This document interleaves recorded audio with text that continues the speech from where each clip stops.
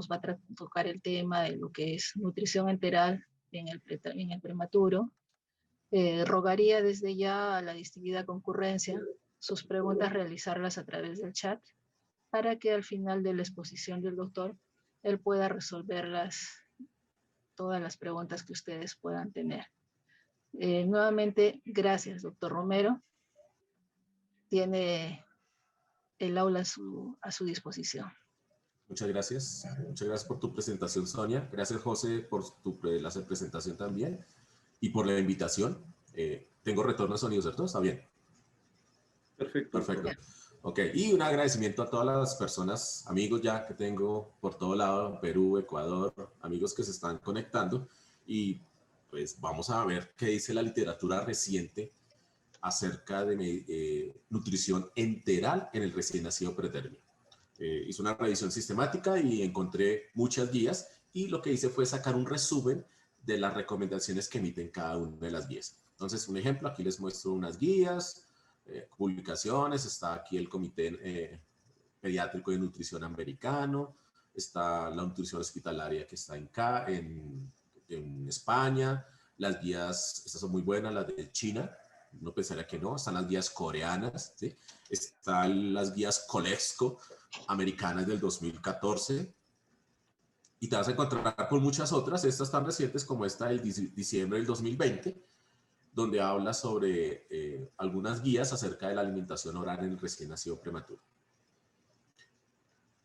Hay una buena noticia para los que no saben nutrición. Es que ya está establecido por Kay Brun que no hay un consenso sobre el mejor enfoque para proporcionar alimentación enteral en un lactante prematuro. Eso no significa que vayas a hacer lo que quieras, no. Sin embargo, lo que tenemos que hacer es que hay unos principios básicos y basado en esos principios básicos vamos a mirar qué evidencia encontramos. Vamos a hacerlo a nivel de preguntas. Entonces, hacemos una pregunta y miramos qué dice la literatura y cómo la contesta. Primera pregunta. ¿Cuándo vamos a iniciar la alimentación enteral en los recién nacidos prematuros? Muchos dirían, obvio, pues hay que iniciarla temprano. Bueno, entonces vamos a mirar qué dicen estas principales guías. Dice que la alimentación tiene que iniciarse tan pronto como sea posible en los bebés. En esos bebés que tienen un tracto gastrointestinal normal y están hemodinámicamente inestables. La recomendación es B, significa que tienes que hacerlo. Y tendrías que iniciar calostro y o la leche materna lo antes posible. Ahora, alguien me dice, ¿qué es tan pronto posible? Bueno, la misma recomendación con buena práctica clínica te dice que tienes que iniciarlo el primer día y dentro del primer día, dentro de las primeras 12 horas posteriores al nacimiento. Si el bebé pesa más de 1 kilo. Entonces, técnicamente un bebé pesa más de 1 kilo, en sus primeras 12 horas debería estar recibiendo su primera alimentación. Ahorita vamos a mirar qué tipo de alimentación y con qué le daríamos la alimentación. Ahora, ¿qué sucede con los niños de menos de 1 kilo, que son muy frecuentes en las unidades neonatales? O esos niños que tienen asfixia. Pues esos bebecitos podría retrasarse el inicio de la alimentación 24 a 48 horas. Es esos bebecitos más sensibles y con más factores de riesgo, como es el menor de 1000 gramos, el asfixiado, podrías demorarte 24 horas. No darle comida el primer día, esperar que pase el primer día y ahí sí iniciarle su alimentación. Y todos sabemos que es mejor iniciarle temprano la alimentación. Aquí les quiero mostrar la alimentación enteral temprana, qué beneficios tiene. Temprana es menos de 48 horas. Versus la tardía, que es después de las 78 horas. Pues una alimentación temprana se asocia a un tiempo significativamente menor de ganar peso. El niño gana más rápido peso. Una menor duración de la nutrición parenteral significa que tiene menos catéter central, menos tiempo en catéter central. Una menor estancia hospitalaria, menor osteopenia en la prematurez, menor ictericia con colestasis, menor número de sepsis, una alta del egreso más rápido, menor necesidad de oxígeno en esos bebecitos prematuros. Entonces, cuando pienses en que si no le das comida a un bebé, piensa en que si te demoras en darle alimentación, estás perdiendo todos estos beneficios. Ahora, alguien me dice, ¿y qué alimentación le vamos a iniciar? Perfecto, tenemos una que se llama nutrición enteral mínima o nutrición enteral trófica. ¿En qué consiste esta nutrición enteral trófica? Bueno, esta significa o tiene esta definición. La nutrición trófica es una nutrición hipocalórica de bajo volumen, generalmente son 24 mililitros cc por kilo día, y esto lo que sirve es ¿para qué? No sirve para nutrir al niño, sirve para acelerar la madurez gastrointestinal, fisiológica, endocrina y metabólica del intestino. Y aparte, reducir la atrofia de la mucosa. Entonces, con esto, yo puedo determinar que el paciente debería recibir nutrición enteral trófica. Y con recomendación de nivel de evidencia A, tenemos que darle nutrición enteral trófica a los niños en estas condiciones. Entonces, si tú tienes un niño menor de 1 kilo o más de 1 kilo y le vas a iniciar alimentación en las 12 primeras horas o después de las primeras 24 horas, lo que tienes que iniciar es con nutrición enteral trófica. Y el volumen es 24 cc kilo día. Ahora, sabemos que podemos dar nutrición enteral trófica, ok, pero ¿por cuánto tiempo vamos a dar esa nutrición enteral trófica? Hay dos grandes escuelas. La escuela que es de dar 3 días de nutrición trófica y la escuela de dar solo 5 días de nutrición enteral trófica. Quiero que vean, esta es una revisión de Neonatology 2017. Si tú das solo 3 días de nutrición enteral trófica, te vas a encontrar que se asocia con un inicio más temprano de la alimentación completa. Llegas más rápido a tener toda la alimentación. Y al dar alimentación tan poquito tiempo, la gente dice, no, esperemos más tiempo para poder iniciar alimentación al niño. No, si tú le inicias alimentación a los 3 días, hasta no incrementa el riesgo de enterocolitis. ¿Sí?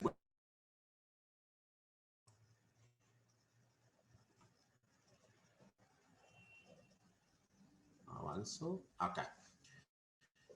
¿Existen protocolos de nutrición enteral trófica? Sí, claro, miren. Está la guía colombiana. La guía colombiana establece que damos nutrición enteral trófica en 2 fases. Una fase inicial de 3 días, seguida de una fase de 2 días. En total, 5 días. Pero se cuenta que vimos una revisión en la cual podríamos dar solo 3 días. Y a mí me fascina esta publicación de Kristen, en donde establece el peso del niño, los días de nutrición enteral trófica y después de esos días en qué momento le inicia esa alimentación al bebecito.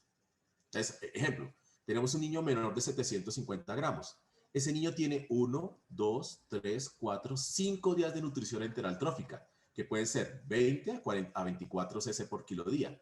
Después, ya en el 6º día, le aumentan 30 cc por kilo día, significa que pasa a 50.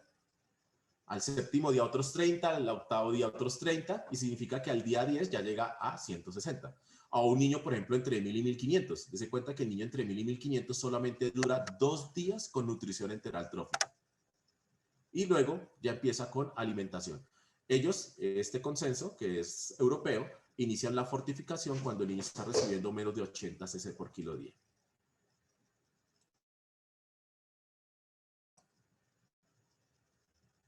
Ahora, ¿cuál es el mejor método de alimentación? ¿Cuál sería la ruta para darle la comida al bebecito? Recuerden que estamos hablando de prematuros. Ideal debería dársela por la boca, pero estos bebés no van a succionar. Entonces, veamos qué dice la literatura. La literatura dice que hay que darle la alimentación enteral de forma intermitente. Significa que la das, esperas un tiempo, la das, esperas un tiempo. Se tiene que dar en bolos. Significa que dejas que la alimentación baje por esa sonda. Y la alimentación baja por la sonda a través de gravedad o lo que llamamos gabaje. Esta es la indicación de un niño menor de 34 semanas. Porque por encima de 34 semanas, ese niño ya podría estar succionando. Entonces, esto es los mexicanos. Ahora quiero mostrarles lo que dicen otras guías internacionales. Dense cuenta que los mexicanos dan el corte de 34 semanas. 34 para abajo, no succionas. 34 para arriba, sí succionas. Los demás ya establecen de 32 a 34 semanas. Significa que un niño podría ya intentarse la succión no nutritiva empezando las 32 semanas de edad gestacional corrigida. ¿Cuál es la otra recomendación? Demos sonda, ¿sí? Significa que si el niño tiene más de 32 o 34, dale por succión. Si tiene menos de 32 o 34, ese niño debería recibirlo a través de una sonda. Otro niño que debería recibir alimentación por sonda es el que tiene disfunción de la succión o de la deglución. Algunos niños que nacen y nacen muy inmaduros. Otra tercera indicación es ese niño que tú le das alimentación y no engorda. Le das succión y el bebé no engorda. Ese niño podrías colocarle una sonda y a través de la sonda darle cierto volumen y otro volumen darlo a través de la succión.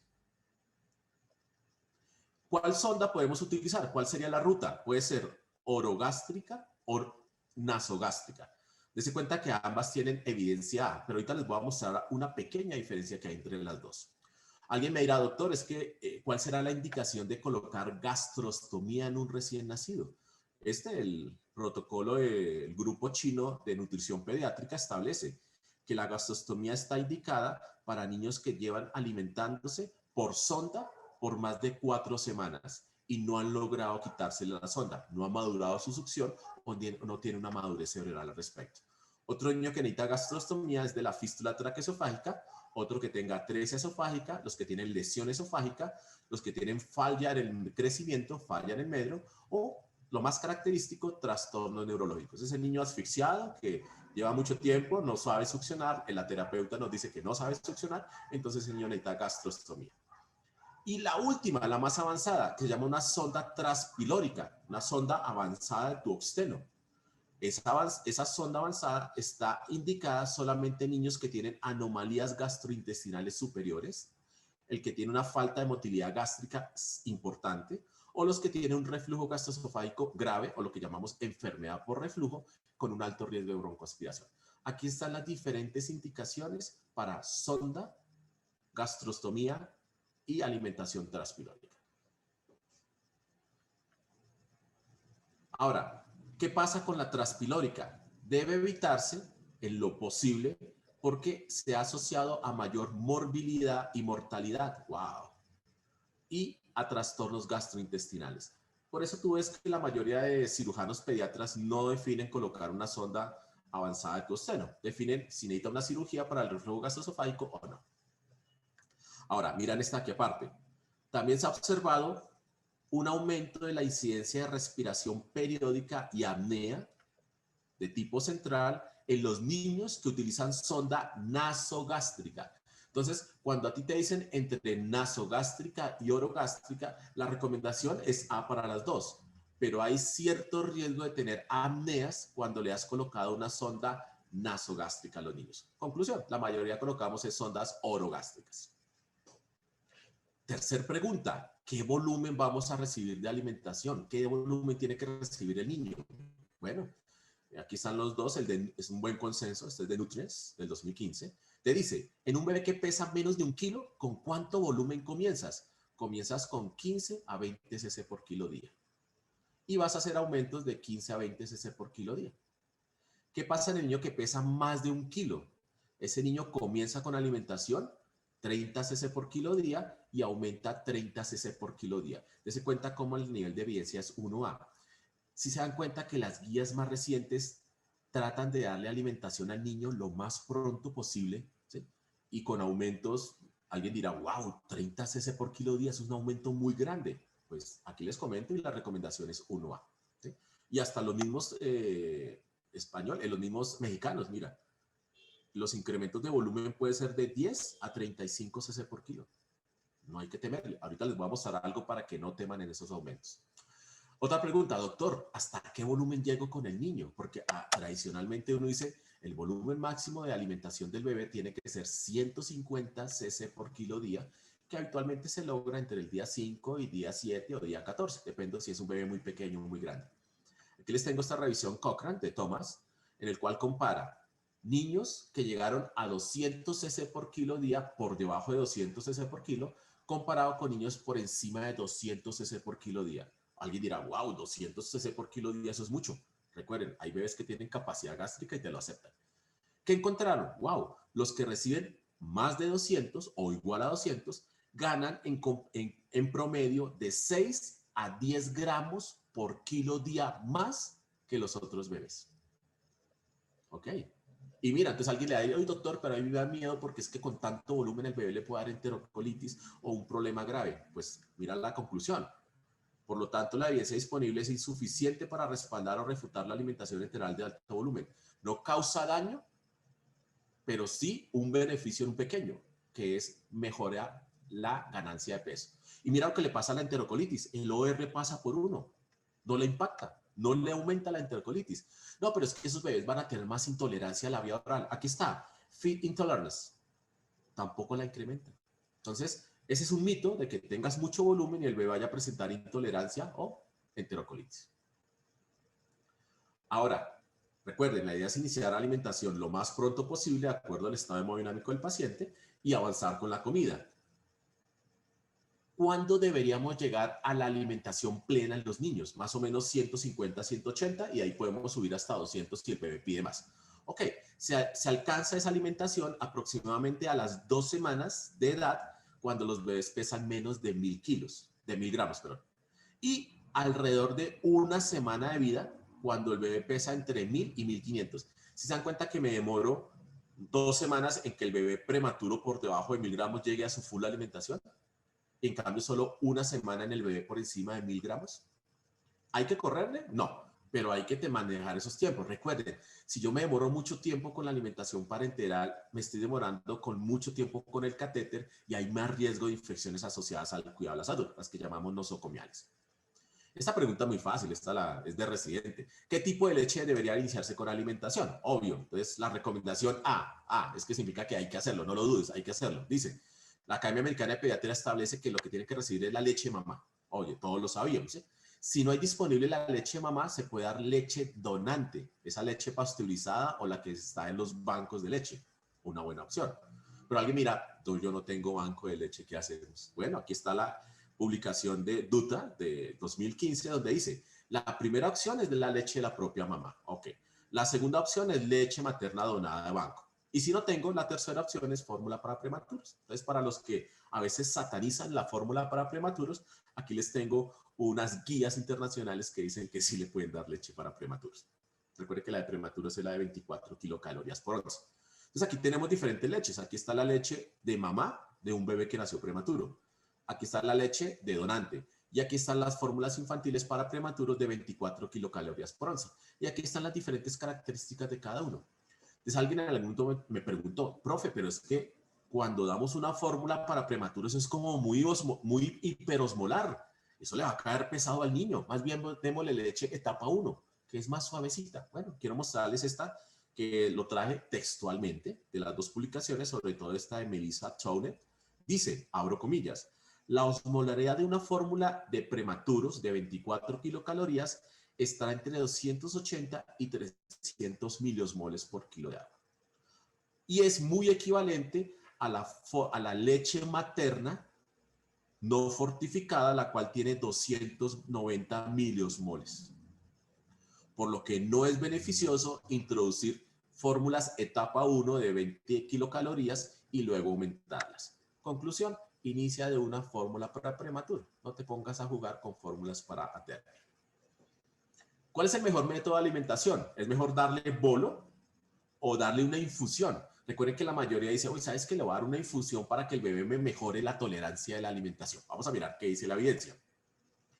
Bolos. Los bolos son adecuados en recién nacidos a término, los maduros, los que tienen tolerancia gastrointestinal y pueden recibir la alimentación por sonda orogástrica o nasogástrica. Pero los bolos no son adecuados en los niños que tienen reflujo gastroesofágico y retraso del vaciamiento gástrico. Entonces, en esos niños que tienen esas dos patologías, no le podrías dar por bolo, tendrías que darle algo por infusión. Bueno, existe la infusión intermitente y existe la infusión continua. ¿En qué consiste la intermitente? Pues colocas la leche a través de una sonda en una bomba y esa leche va pasando por 30 minutos a 2 horas en una bomba de infusión y en lugar de comer por bolo, que puede ser en 5, 6, 10 minutos, la alimentación se demora 30 minutos hasta 2 horas. ¿En quién es adecuada ese tipo de alimentación intermitente? Obvio, en los niños con reflujo gastroesofágico, retraso del vaciamiento gástrico y alto riesgo de broncoaspiración. Pero existen otros niños que no toleran el bolo y no toleran la infusión intermitente.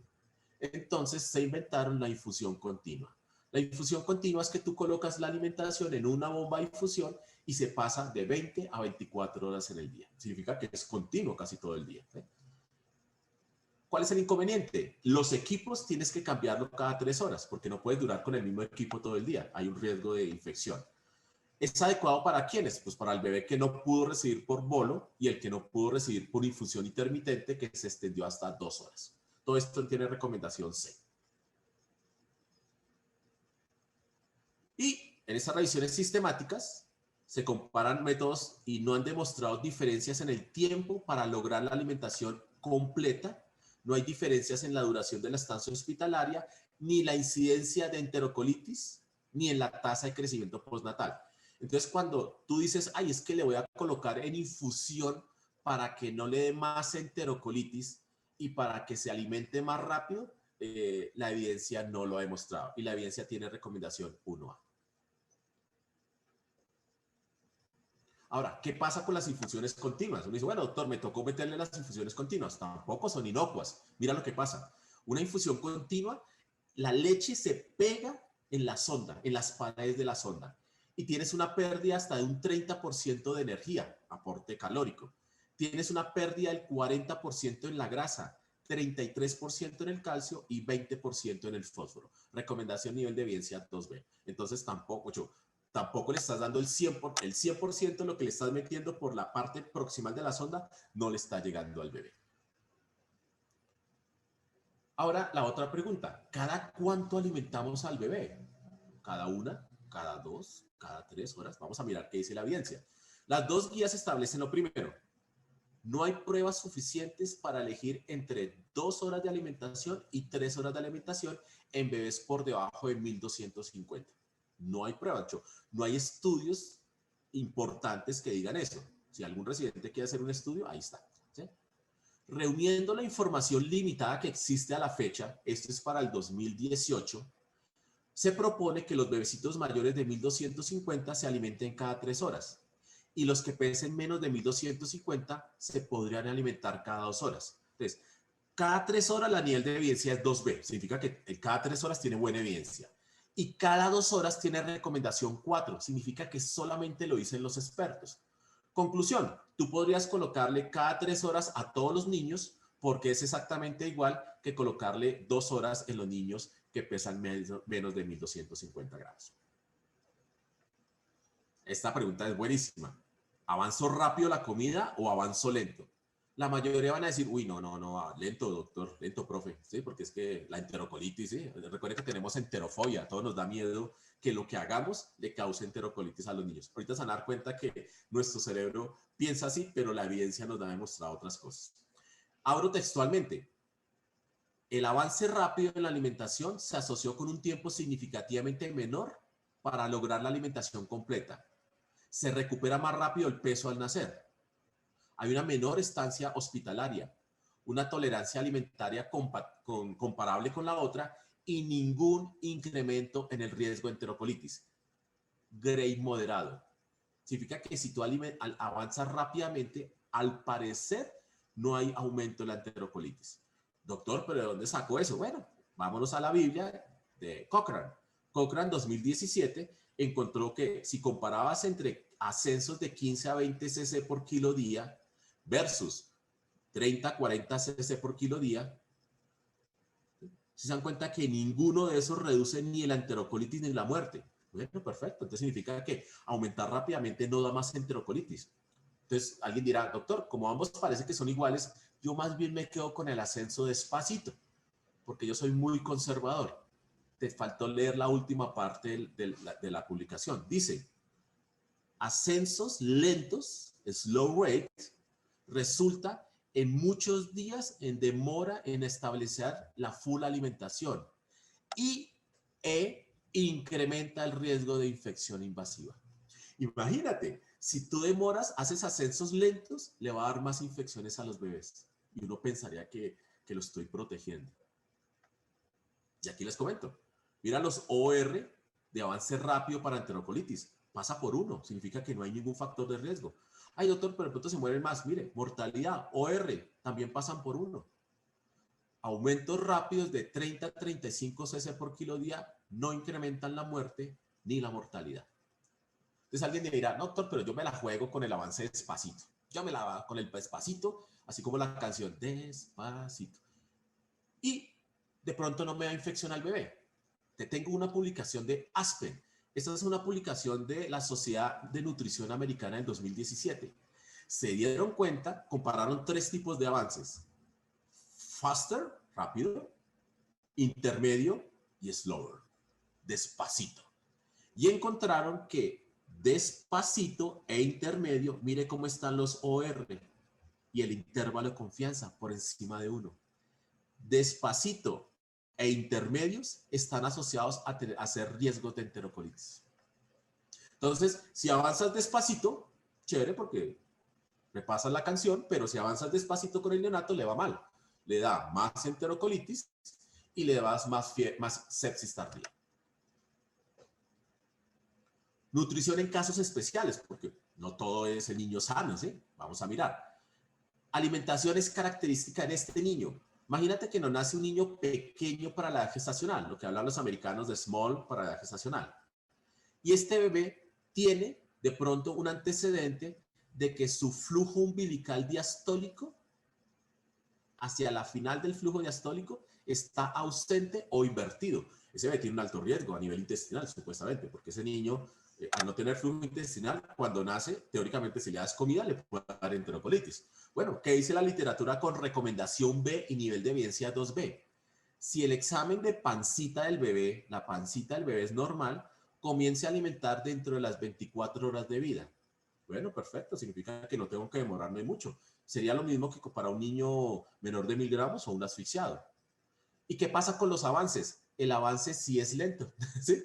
En estos niños el avance sí es lento. Significa que despacito, si lo hacemos en niños pequeños para la edad gestacional que tienen un flujo ausente o invertido de diastólico umbilical. Ahora, ¿qué pasa con los bebés que están en ventilación no invasiva? Esos que tenemos con pronasales o con cánulas nasales de alto flujo. Con nivel de evidencia 2B, esos niños pueden alimentarse con cautela. ¿Qué es cautela? Le das la alimentación que le toca, ¿sí? Recuerden, si está menor de 1000 gramos, le das trófica. Si es mayor de 1000 gramos, le das trófica por 2 o 3 días y luego avanzas entre 30 y 35. Si tú te das cuenta que el bebé hace intolerancia, pues te bajas en el volumen.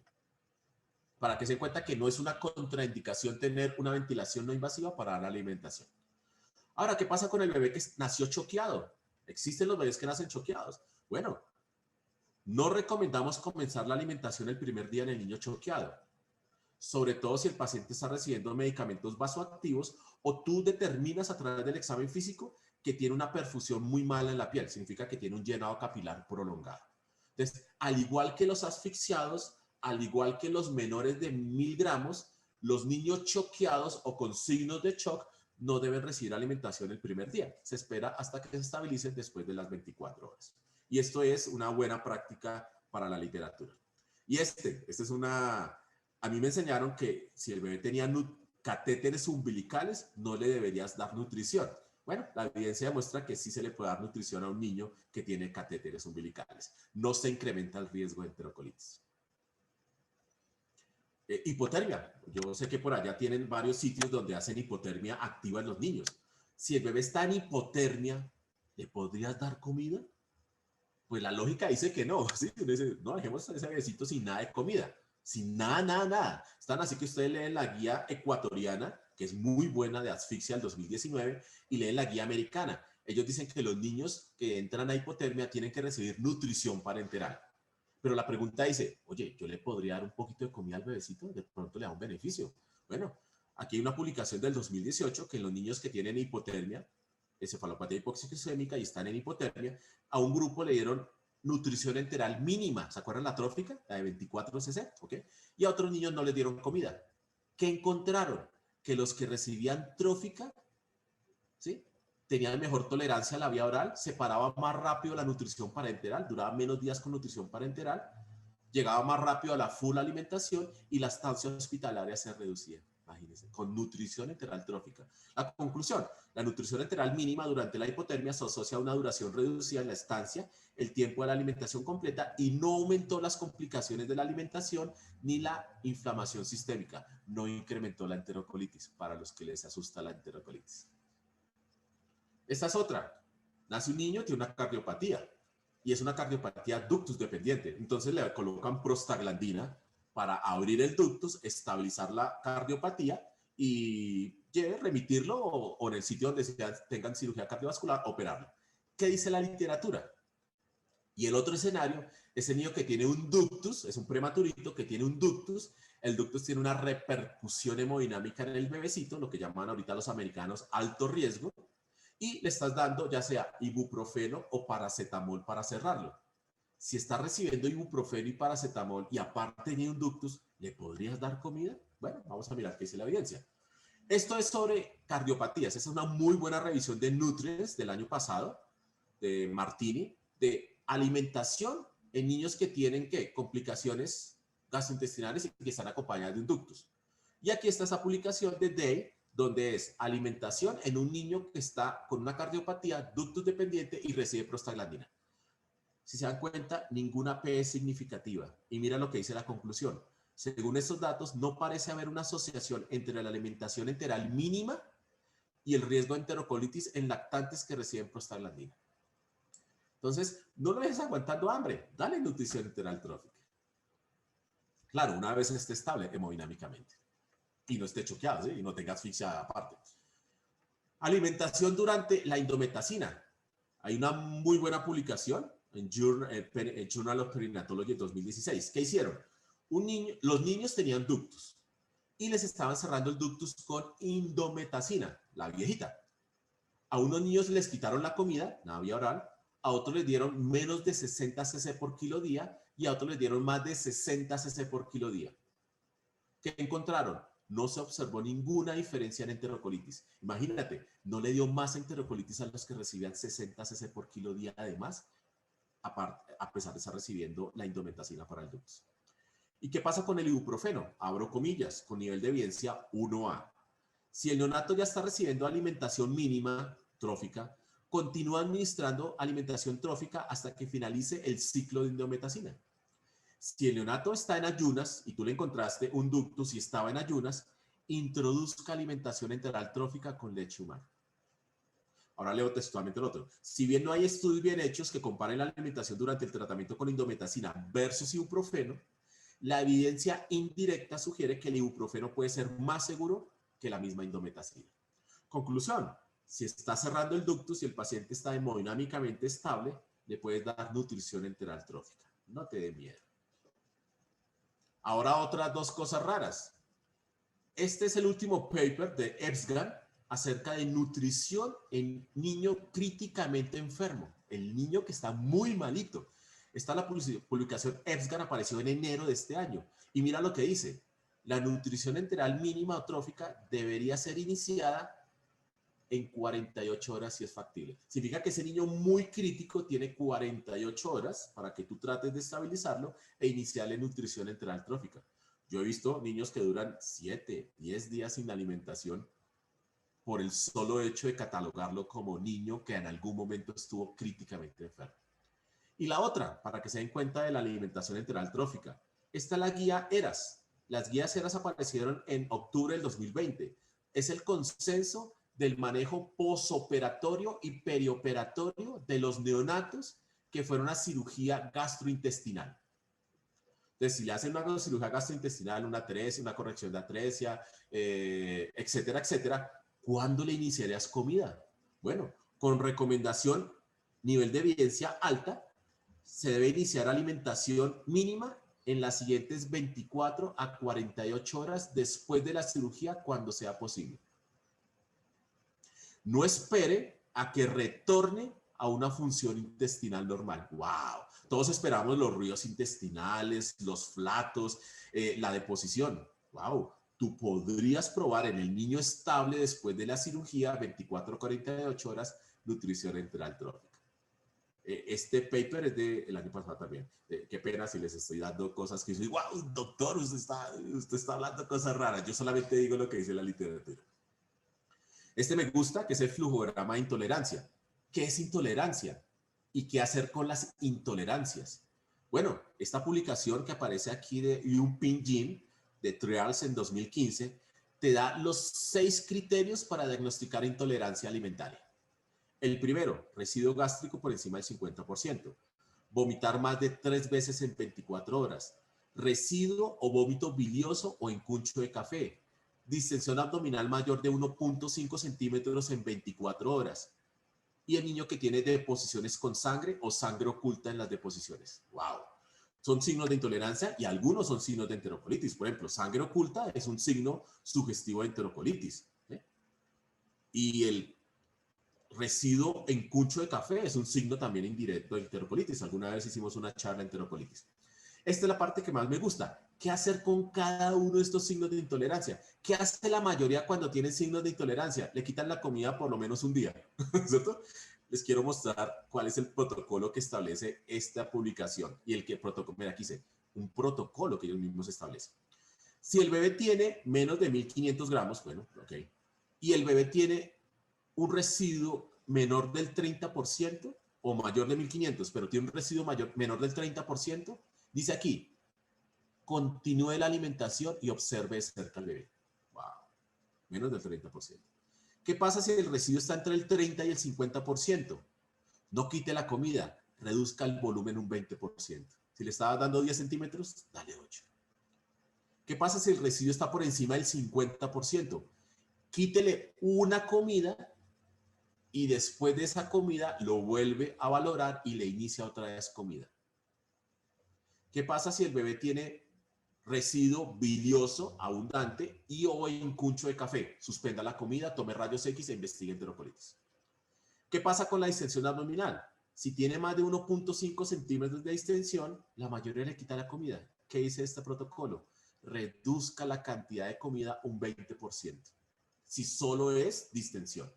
Pero si es distensión más otro signo acompañado, quítele una sola comida y después de esa comida, vuélvale a probar la comida. ¿Qué pasa si el bebé vomita más de 3 veces? Si vomita más de 3 veces, no piense en aumentar el volumen, tampoco lo baje. Observe al niño. ¿Y qué pasa si tiene sangre en las dos posiciones? Suspenda la comida e investigue enterocolitis. Espero que no haya sido tan conflictivo. Alguien hace, uy, doctor, este niño casi no quiere comer, hagámosle enemas. ¿No han escuchado? Bueno, vamos a mirar qué dice la literatura. Esta es la publicación de Nutrients. Dice, no use enemas, supositorios diarios de glicerina para reducir el tiempo hasta la alimentación. No mejora la tolerancia. ¿Sí? Y esta publicación es muy bonita, de la doctora Patricia Avena, de recomendación de expertos españoles. Dice lo siguiente, el uso de enemas solamente si hay distensión abdominal y dificultad para eliminar el meconio. Ese niño panzón, distendido más de 1.5 centímetros y que no ha eliminado el meconio, perfecto, tendría la indicación de colocarle el supositorio, entre comillas, de glicerina. Aunque ellos lo que hacen es colocar, ¿qué? Enemas de solución fisiológica y glicerina. Combinan glicerina y solución fisiológica, solución salina. Y el volumen que le colocan del enema es de 10 cc por kilo. Y lo pueden repetir 2 o 3 veces al día. Otra pregunta, que eso es súper frecuente. Doctor, ¿vamos a colocarle fórmula extensamente hidrolizada al bebecito prematuro? Ustedes deben conocer muchas fórmulas extensamente hidrolizadas. Nutramigen LGG, Alfaré, Altera, Pepti Junior. Bueno, vamos a mirar qué dice la evidencia. Aparece también con el grupo de nutrición chino. Dice, la fórmula con proteína hidrolizada extensamente o a base de aminoácidos, que es la más hidrolizada de todas, se recomienda solo para aquellos niños que sufren o tienen alto riesgo de alergia a la proteína de la leche de vaca después del nacimiento. Eso es muy raro, porque tendría que tener todo el antecedente familiar de una alergia a la proteína. Entonces, por ahí es muy poco probable que un niño la necesite. La fórmula a base de aminoácidos, no, a base de aminoácidos. Recuerde que tenemos varias en el mercado. A base de aminoácidos tenemos Neocate, Alfamino, tenemos Puramino y Alfamed. Son las como conocidas en el mundo. Pues esas fórmulas no son adecuadas para los prematuros. Wow, ¿y por qué, doctor? Pues tienen una alta osmolaridad y sus ingredientes nutricionales son muy bajos. Entonces el bebé se la toma perfectamente, come perfectamente, pero no engorda, no crece.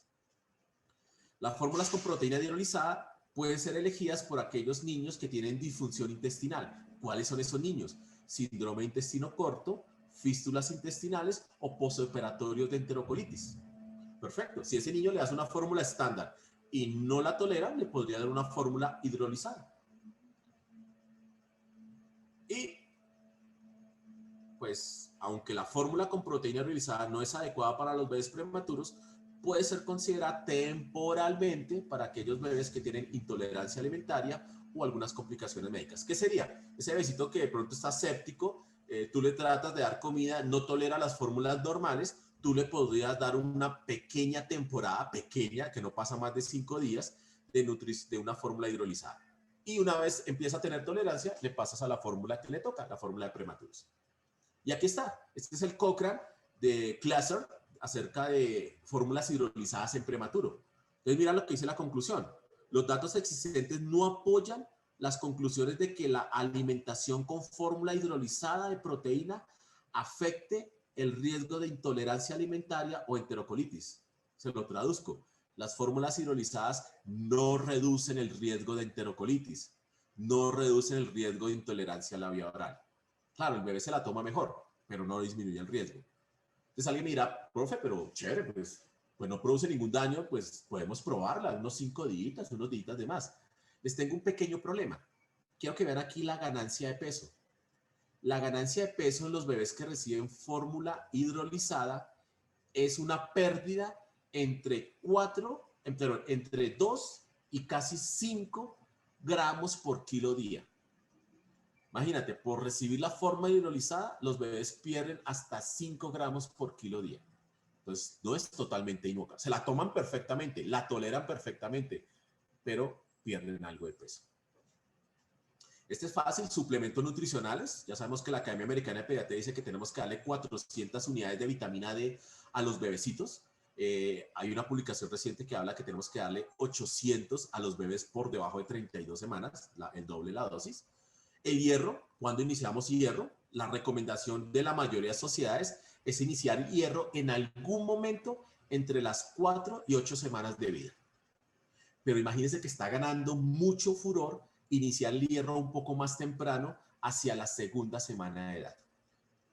Y si ustedes ven aquí la revisión de hierro en recién nacidos prematuros, perdón, leen esta publicación, apareció en Nutrient Review del 2019, comenta que podría iniciarse más temprano. Ahora, la suplementación con las multivitaminas, ¿se acuerdan? Yo no sé si ustedes allá utilizan multivitaminas para darle al bebecito. Quiero mostrarles textualmente qué dice acerca de las multivitaminas. En Colombia hay uno que se llama Pediavit, Multivit. ¿Sí? Dice, ofrecer vitaminas A y D a los prematuros que son alimentados con leche materna sin fortificación. Porque si el bebé recibe leche materna fortificada, no deberías darle vitamina A o D, porque el fortificador lo trae. O se le dan estas vitaminas a los niños que reciben fórmula para prematuros. Si tú le das las multivitaminas, se recomienda mantenerlas hasta que el niño pese 2 kilos.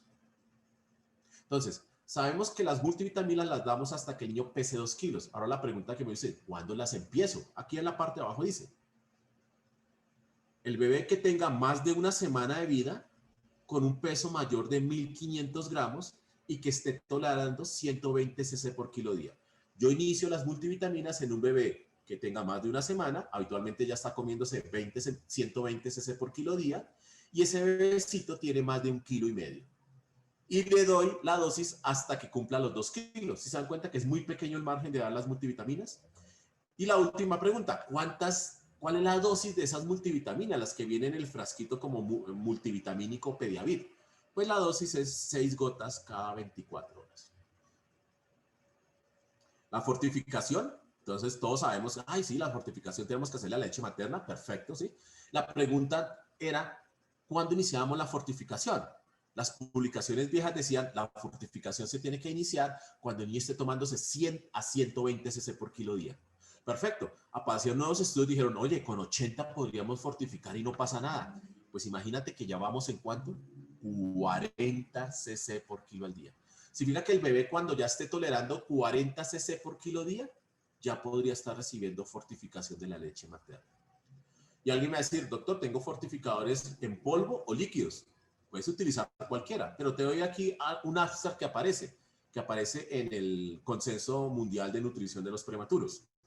Los fortificadores líquidos, al parecer, resultan en mejor peso, mejor circunferencia cefálica y mejor ganancia lineal de crecimiento. Y estos fortificadores líquidos no incrementan la incidencia ni de sepsis ni de enterocolitis. No estoy vendiendo ningún fortificador. Utiliza el que quieras, pero bueno, ahí les dejo para que piensen. Recuerden que La leche materna reduce hasta un 83% el riesgo de enterocolitis. Aquí está, mira. ¿Cuánto le falta? 17 para llegar a 100. 83, perfecto. Pero mira lo que pasa con las fórmulas infantiles en volúmenes por encima del 50% de lo que debería recibir el niño. Pues la leche fórmula infantil incrementa 2.5 el riesgo de enterocolitis, con un número necesario a dañar de 33. Por cada 33 prematuritos que reciben fórmula infantil para prematuros, por encima del 50% de lo que debería estar recibiendo de su volumen de alimentación, a uno le da enterocolitis. Y recuerden que la infusión versus los bolos no incrementa la enterocolitis. Ahora, esto lo vimos en enterocolitis. Si yo tengo un protocolo de nutrición, aquí inicia, si yo tengo estandarizados los regímenes de alimentación, todos los pediatras, enfermeras jefes, enfermeras auxiliares, hablan el mismo idioma en la alimentación del niño. ¿Qué dijo esta revisión sistemática? Se reduce más del 80% la incidencia de enterocolitis en tu unidad. Entonces tú lo que tienes que hacer es tener un buen protocolo de nutrición, que todos hablen el mismo idioma. No que llegue un doctor y le dé miedo aumentar la comida y sea el que hace slowly, ¿sí? Despacito, y haya otro médico que lee y dice, bueno, yo lo aumento rápido, vigilando al paciente, y un tercer médico que dice, no, a mí me da miedo, entonces yo me voy por la parte intermedia de ascensos. Ya miramos esos 3 ascensos. Protocolo, ya para finalizar. Entonces, doctor, quisiera un protocolo. Pues hay muchos protocolos en la literatura. A mí me fascina este de la doctora Christine, porque es muy práctico. Se cuenta, empiezo con trófica en los más chiquiticos, luego aumento 30 cc por kilo día. Significa que las más pulguitas en los bebés más chiquitos, al día a día ya estoy comiendo casi todo. Y en los niños de 1000 a 1500 doy solo 2 días de trófica. Al siguiente día aumento 30 o hasta 35 cc por kilo día, fortifico al paciente y al día 7 ya estoy alimentándome completamente. Recuerde que un bebé por encima de 1500 gramos, 1500 para arriba, el primer día tiene que recibir leche materna de una, toda su alimentación que tolere. A no ser que haga signos de intolerancia, y ya vimos los flujogramas para la intolerancia a la vía oral. Este es otro del grupo asiático. Mire, se cuenta como aquí establecen algunos niños darle cada 2 horas y aquí otros cada 3 horas. Inician, de acuerdo, es muy chiquito, entre 10 hasta 50, imagínense, ¿sí? Y los volúmenes de incremento se cuenta con un bebé por encima de 2500, los incrementos son de 50. Claro, el bebé se come todo, no hay ningún problema. Este es el protocolo colombiano, tiene un poquito, es viejito porque es del 2013, y ese protocolo establece 5 días de nutrición enteral trófica para todos los niños. Se cuenta que ya eso ya ha cambiado, se dan cuenta acá, en algunos puede ser 3, en otros puede ser 5 y en otros puede ser 2. Este es el de la guía de Colexo, la guía mundial de 2014 de nutrición. Este es para los menores de 1000 gramos. Este es para las mismas guías Colexo, para los niños prematuritos que viven en países de bajos recursos. Imagínate, protocolo para nutrición prematuros estables que viven en países de bajos recursos. Entonces aquí está el muy extremo, el niño de 1000 a 1500 y el mayor de 1500. ¿Se dan cuenta que aquí dice cuándo inicia la comida? Día 1, día 1, día 2. ¿Sí? ¿Cuánto avanzas? 30, 30, 35. Mira, si soy pobre, hasta si soy pobre y nací en un país pobre, me tienen que dar 30, 35. ¿Sí? No sean malos, no me den 10, ¿sí? Por favor. Y este es el protocolo del niño prematuro estable, y aquí está el protocolo del niño prematuro inestable. Mira, inestable prematuro en un país de bajos recursos, puede ser como el de nosotros, no hay problema. Y aquí te dice, se dan cuenta que se inicia la comida un poquito más tardía, ¿sí? Ellos le dicen un poquito más tardía, y los avances, pues si eres muy pequeño va de 15 a 20, pero si eres grande puedes recibir avance de 30 a 35. A pesar de ser inestable, deberías recibir avances rápidos. Y hemos llegado hasta nuestro final. Esta no es la alimentación del prematuro, ¿verdad? Pero a algunos nos gusta, después de una buena comida, una buena cervecita. Quedamos con resolución de preguntas dentro de lo que pueda yo saber y pueda resolverles.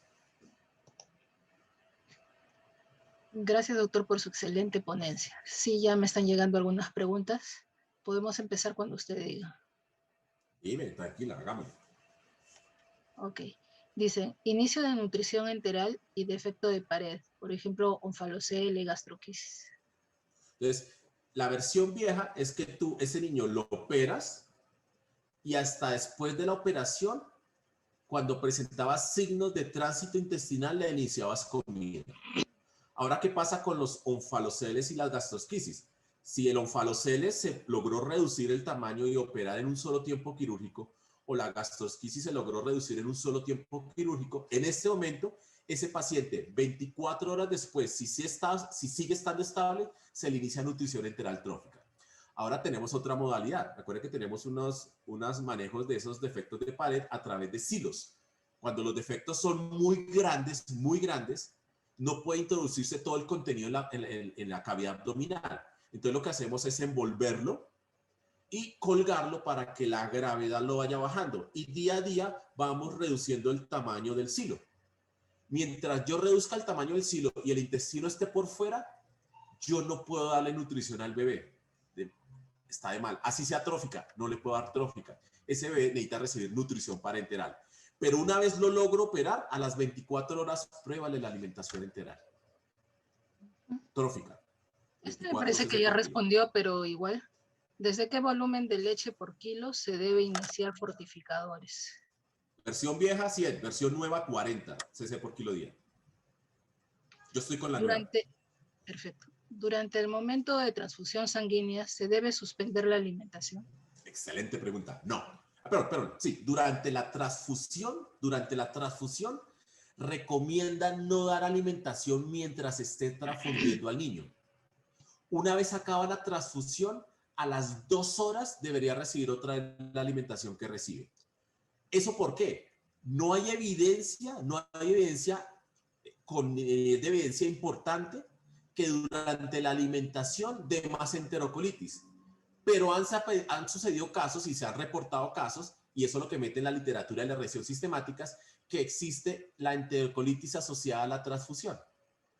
Y en esos niños se encontró que en el pasado recibían comida mientras se transfundía.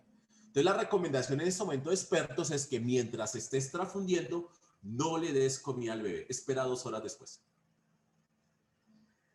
¿Hay riesgo de usar leche materna no pasteurizada en bebés prematuros, en aquella madre que no puede darle porque no tiene, por tener VIH? Wow. El problema es que la pasteurizada te quita los problemas y los riesgos de algunas infecciones que pueden ser transmitidas. Y la pasteurización con una temperatura de Holter a 60 grados centígrados inactiva muchas bacterias y virus. Yo te digo un ejemplo. Si tú sabes y confías en los antecedentes de la mamá que está donando esa leche y no la puedes pasteurizar, dale. Pero si no confías en los antecedentes, la señora viene de Venezuela y acaba de llegar y quiere donar toda la leche del mundo, yo no se la daría a ese bebecito, ¿sí? En los bebés de unidad de cuidados intensivos, cuando inicia nutrición enteral mínima, dice, en forma paralela, ¿se puede iniciar el hisopado con lactancia materna de la cavidad oral? Sí, claro. La tendencia actual es que tú hagas un hisopado del calostro, ¿sí? A nivel de todo el carrillo, y eso ayudaría a mejorar la flora intestinal y lo probiótico del bebecito. Claro, tú le puedes hacer la inoculación del calostro en los carrillos e iniciar la nutrición trófica sin ningún problema. Claro, la famosa calostroterapia, ¿no? Sí, señora. Eritromicina e intolerancia oral. Buena pregunta. Hay una muy buena revisión que aparece en Pediatrics del 2015. Dice, macrólidos e intolerancia a la vía oral en los recién nacidos prematuros.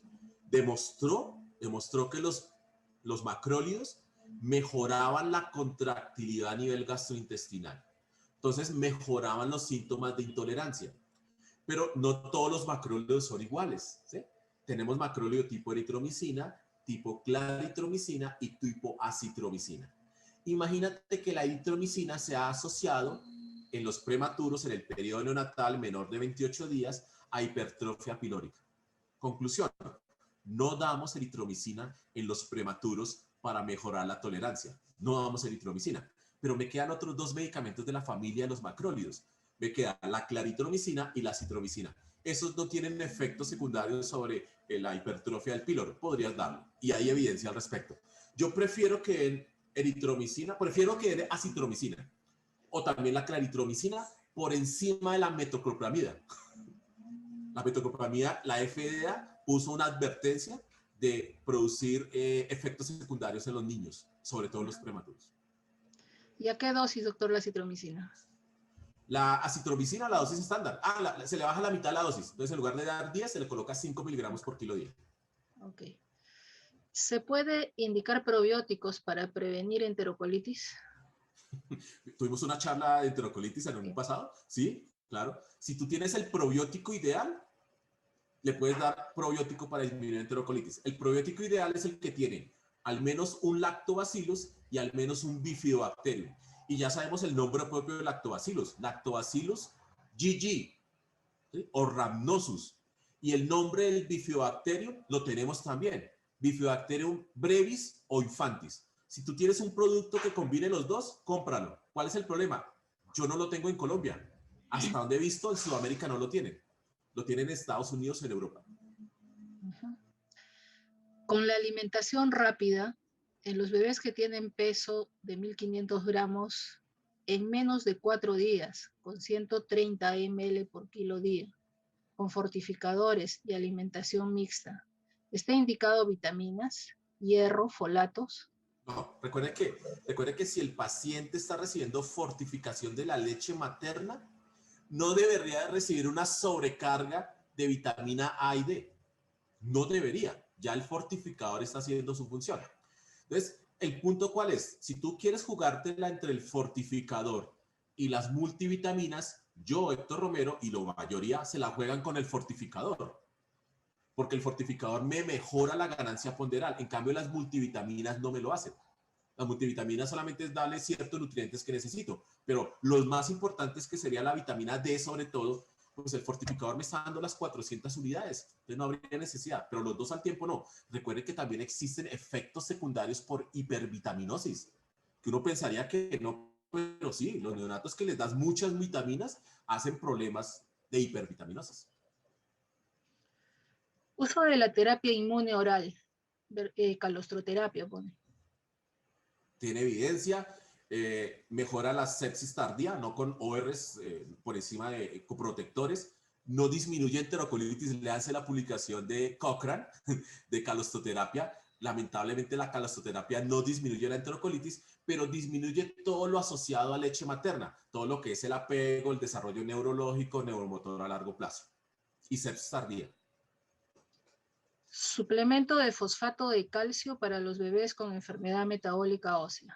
Ok, hay una publicación espectacular de enfermedad metabólica ósea, aparece en Seminars in Fetal and Neonatal Medicine en el 2019, y hay una segunda publicación que aparece en los archivos, los Archives, ADC, del 2019. La osteopenia en la prematurez tiene dos vertientes cuando haces todos los laboratorios. Te encuentras con que tienes un niño con hipovitaminosis, entonces el tratamiento tiene que ser vitamina D y habitualmente reposición con calcio. Pero hay otro grupo de niños que lo que necesita es fósforo. Entonces la suplementación tiene que hacerse con fósforo. Entonces, no a todos los niños con osteopenia en la prematurez requieren suplementación con gluconato o con algún carbonato de calcio. Tienes que tener niveles de paratormona para saber si necesita calcio y tener niveles de vitamina D para saber si en lugar del calcio y el fósforo lo que necesita es una vitamina D. ¿Se puede mezclar fórmula de prematuro con la leche materna? Sí, claro. Yo puedo hacer todo en el mundo. Pero ¿cuál es la lógica? ¿Cuál es la lógica? Entonces, ejemplo, mezclas una fórmula para prematuros de 24 kilocalorías y lo haces con un volumen equivalente con una fórmula de términos de 20 kilocalorías.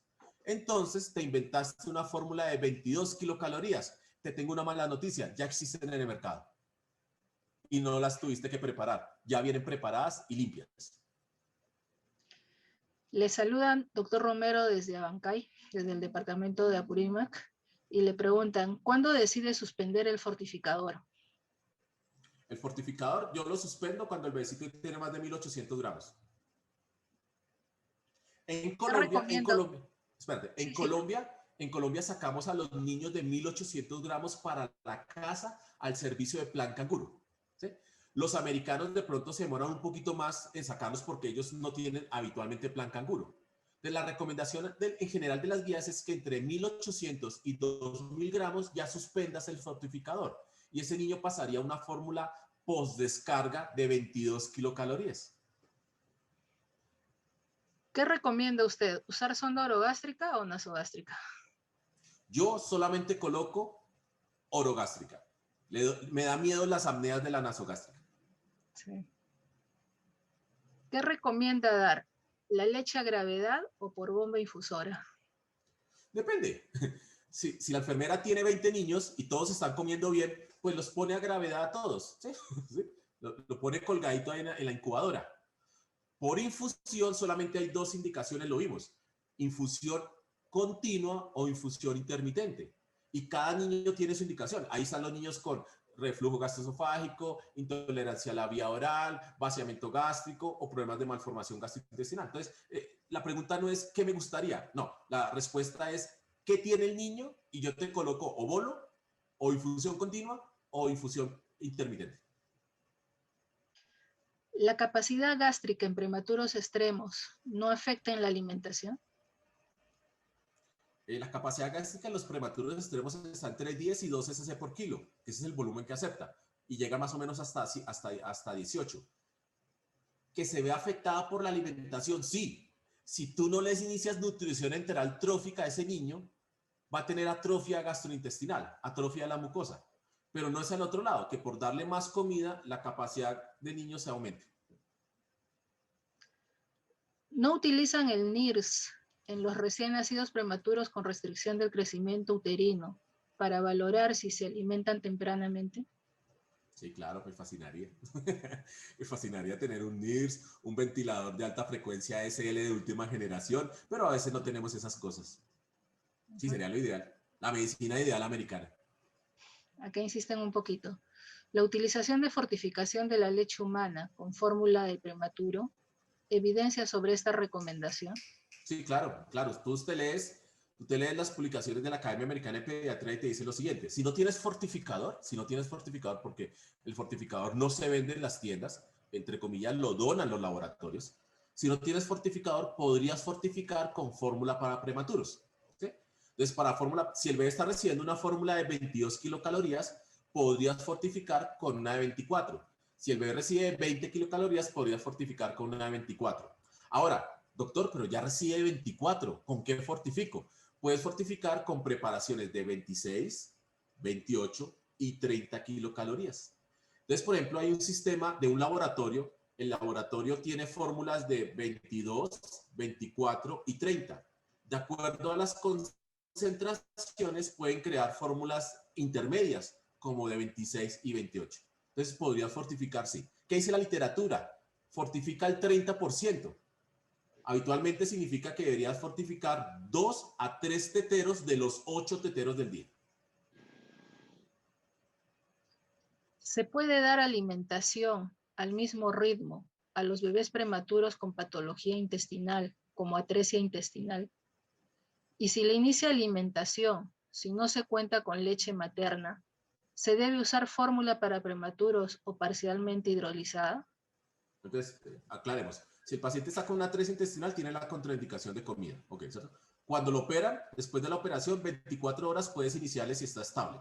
Bien. Ahí lo hablamos. Y tienes tres opciones. La primera opción, leche materna. No tiene leche materna, fórmula leche materna donada. No tiene leche materna donada, fórmula infantil. La alimentación enteral trófica va de volúmenes menores de 24 ml por kilo día. Sí. Entonces, si en su definición va que debe mantenerse de 3 a 5 días una vez iniciada, solo está reservada para menores de 100 gramos de peso al nacer. ¿De 100 gramos? No. 1000 No, gramos, menores de 1000 gramos, de perdón. 1000 gramos. No, sí, claro, yo tengo menos de 1000 gramos. En menos de 1000 gramos la nutrición enteral trófica dura entre 3 y 5 días. Pero niños por encima de 1000 gramos, la nutrición enteral trófica duraría entre 3 y solo 2 días. Entonces, a los más inmaduros, sobre todo a los menores de 750 gramos, trata de darle 5 días de trófica. Doctor, pero es que no te aseguro que si tú le das a un prematuro de 600 gramos, al tercer día toda la alimentación, el man te va a vomitar. Es lo más seguro, el bebé vomita. ¿Sí? Entonces, dale el chance de 5 días. Pero el besito por encima de 750 se la puede jugar entre 4, 3 o 2 días de nutrición enteral trófica. En cuanto a las vitaminas A, C y D, están indicadas en neonatos con restricción de crecimiento intrauterino, considerando que su peso fuera menor a 2 kilos. Si te das cuenta, sí, si el bebecito tiene menos de 1.800 o menos de 2 kilos y tú ves que el paciente está recibiendo fórmula infantil, podrías darle suplementación con multivitaminas.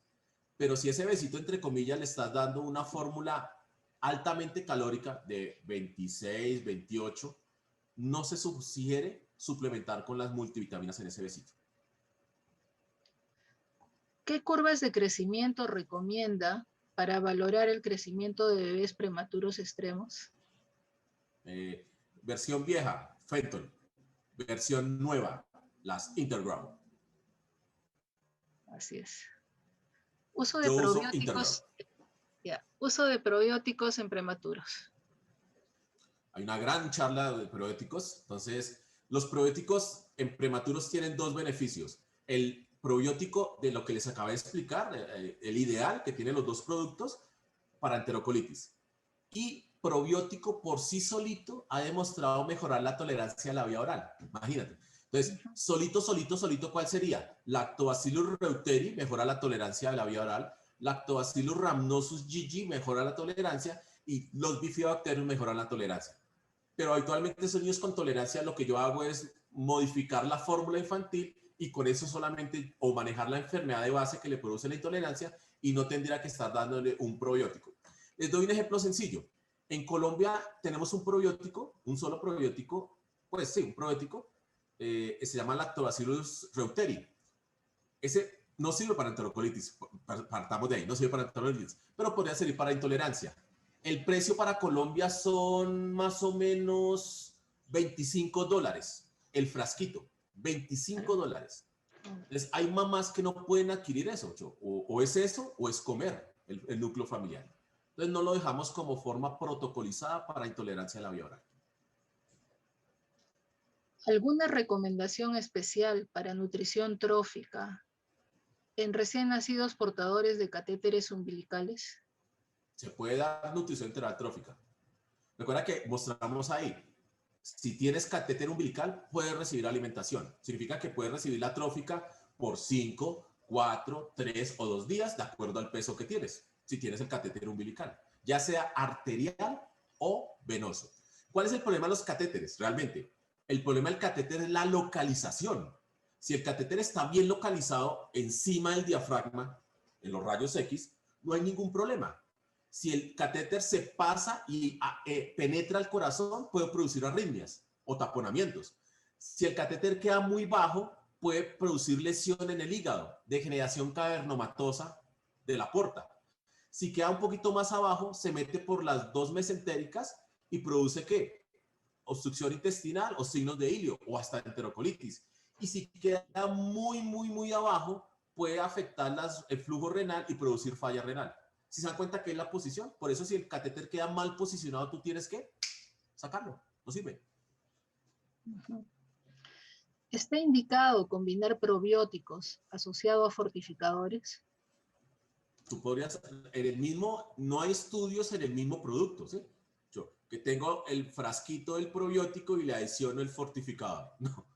Pero el paciente podría recibirlo, porque recuerde, yo saco la leche de la mamá, le adiciono el fortificador, a eso se lo doy al bebé y en cualquier momento del día, una vez al día, le puedo dar el probiótico. ¿Desde cuándo usar probióticos? Probióticos para enterocolitis se usa después de las 48 horas de vida. Se utiliza hasta que el bebé cumpla 4 a 6 semanas de edad gestacional. Un montón de tiempo. Eso está en Cochrane. tú ves la revisión de probióticos para Enterocolitis Cochrane 2014 y la revisión nueva del 2019 y aparece eso. Ante defectos de pared abdominal, ejemplo gastrosquisis, el cirujano recomienda iniciar alimentación a los 7 días de vida. ¿Qué sugiere usted de acuerdo a su experiencia? Después de la cirugía, después de corregir la gastrosquisis. Mire, si usted me preguntan a mí, yo soy muy actualizado, ¿sí? Entonces, yo en este momento a los bebecitos, a máximo 48 horas, yo ya les estoy iniciando nutrición enteral trófica. ¿Qué puede pasar? Que me hagan intolerancia. Bueno, si me hacen intolerancia, lo dejo descansar 24 horas y al día siguiente le vuelvo a iniciar trófica. Pero un número mágico de esperar 7 días, lo que implica es que después del tercer día de ayuno, vas a hacer atrofia intestinal, atrofia de la mucosa. Te vas a jugar con un problema que es que aparte del íleo del postoperatorio, vas a tener un íleo por el problema de la mucosa intestinal.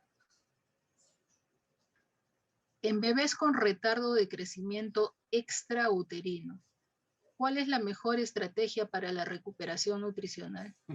Wow, eso es toda una charla. Entonces, en el retardo extrauterino, recuerde, los ítems de esos bebecitos es una nutrición parenteral temprana, ¿sí? Y un ascenso rápido de los nutrientes. Léanse el protocolo de nutrición parenteral de pediatría y neonatología, el último que aparece de todas las sociedades internacionales de nutrición, que aparece en Clinical Nutrition de diciembre del 2018. Ahí te dice, el primer día empiezas por lo menos con 1.5 a 2.5 gramos de proteína y al segundo día ya tienes que tener entre 2.5 y 3.5 gramos de proteína. ¡Wow! Lo que antes hacíamos en 5 días toca hacerlo en 2 días. Ahí también te dice, el primer día y el segundo día ya te puedes tener 4 gramos, el primer día 2 o 3 gramos de lípidos y el tercer día hasta 4 gramos de lípidos. ¡Wow! Aparte de una nutrición parenteral agresiva, temprana, con todo agresiva, tiene algún nombre, a gente que no le gusta el término agresiva, una nutrición completa y rápida, tienes que iniciar nutrición enteral trófica. Si tú inicias nutrición enteral trófica con nutrición parenteral, hasta el día 8 en los niños más grandes, por encima de 1000 gramos, y hacia el día 15 en los menores de 1000 gramos, vas a tener la alimentación enteral plena y ya podrías haber retirado la nutrición parenteral, haciendo que el catch-up del paciente sea más rápido. ¿Utilizan bombas de extracción de leche materna? ¿Uso de galactogogos para las madres que tienen problemas en extracción de leche? Sí, sí, usamos bombas de extracción en las mamás que les es difícil. Las instituciones tienen bombas de extracción y tienen el protocolo de limpieza y reuso. Y galactogogos, perfecta pregunta. Los galactogogos, hay un metaanálisis espectacular del Journal of Pediatrics que aparece en 2019. Si tú das domperidona 3 veces al día por un promedio de 10 a 7 días, te das cuenta que la mamá tiene una producción de 100 cc por kilo día más de leche, perdón, 100 cc de leche más al día, imagínate. Solo utilizando el galactogogo. Claro, hay mamás que cuando producen adecuadamente no se lo suplementamos, pero si la mamá se queda corta en la producción de leche, le ofrecemos el galactogogo, aparte de técnicas de lactancia materna, que son mejores, entre comillas, que el galactogogo, ¿sí? El entrenamiento mental de la mamá para decirle, oye, tú sí puedes, tiene mucha mejor evidencia que un galactogogo. Uso de domperidona, metoclopramida, omeprazol y ranitidina. ¿En qué casos? En neonatos, ¿cierto? Domperidón en prematuros extremos está no autorizada porque prolonga el QT en un corazón inmaduro. Si tú tienes un reflujo gastroesofágico, en niño por encima de 1500 gramos, vas a determinar. En este momento el manejo del reflujo gastroesofágico es con un inhibidor de la acidez. Significa que en este momento utilizas o ranitidina u omeprazol. Hay una alerta de ranitidina porque hay unos productos de ranitidina que tienen un producto que puede producir cáncer. Entonces ya casi no se consigue ranitidina en ampollas. Entonces nos quedamos con el omeprazol. Entonces el omeprazol tiene la indicación de que, primera, si tienes una hemorragia de vías digestivas en cualquier grupo etario.